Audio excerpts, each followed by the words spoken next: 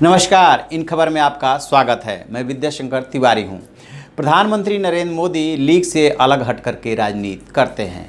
जब वो प्रधानमंत्री बन करके रायसीना हिल्स पे चढ़े थे, आपको याद होगा कि पद्मश्री और जो भी सिविल पुरस्कार है, उन्होंने कैसे कैसे ज़मीन से जुड़े लोगों को दिया था और चर्चे में आ गए थे।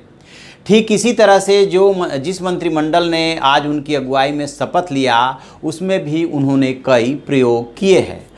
उसी में से एक नाम है प्रताप चंद सारंगी। ये ऐसे फ़कीर हैं जो आप इनका भी मकान देखेंगे तो आपको पता लग जाएगा कि किस तरह के घर में रहते हैं और किस तरह की इनकी जीवनचर्या है। 2 बार विधायक रह चुके हैं और अब एमपी बन कर के आए, उसके बाद केंद्र में मंत्री बन गए हैं, लेकिन चलते हैं साइकिल से।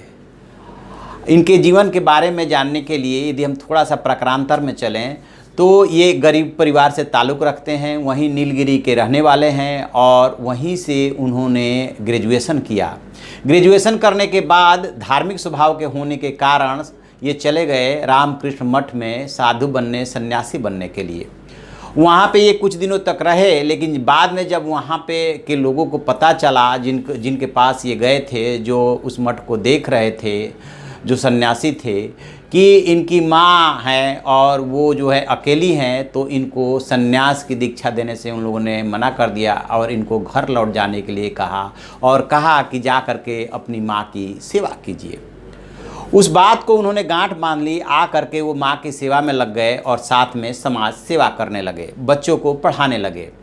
वहाँ पे बालासोर नीलगिरी में इन्होंने काफ़ी काम किया और उसके बाद जब उस तरफ नरेंद्र मोदी जाते थे तो उनकी नज़र जो है लोगों के से चर्चा के दौरान इस बात की जानकारी मिली कि ऐसे ऐसे नीलगिरी में और बालासोर में जो है सज्जन रहते हैं और इतना सीधा साधा फकीर का सा उनका जीवन है, हमेशा समाज सेवा में लगे रहते हैं, बच्चों को पढ़ाते हैं। फिर बताते ये हैं कि मोदी उनसे मिले और मिलने के बाद उन्होंने कहा कि आप जैसे लोगों की राजनीति में भी ज़रूरत हो, जो एकदम फकीर की तरह हो और लोगों की सेवा करे। तो कहते हैं कि उन्हीं की पहल पे वो जो है वहाँ से राजनीति में आए। फिर 2004 और 2009 में जो है नीलगिरी से चुन करके विधायक बने, लेकिन उन्होंने अपनी जीवनचर्या और लाइफ स्टाइल नहीं बदली, उसी घर में रहे और उसी तरह से साइकिल से चलते रहे, समाज सेवा करते रहे।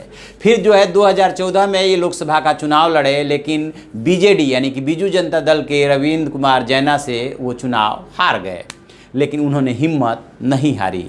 पीएम मोदी ने भी उनका उत्साहवर्धन किया और लगे रहने को कहा और उसका नतीजा ये हुआ कि इस बार यानी कि 2019 में वो चुनाव जीत करके पहली बार दिल्ली की संसद में पहुँचे हैं।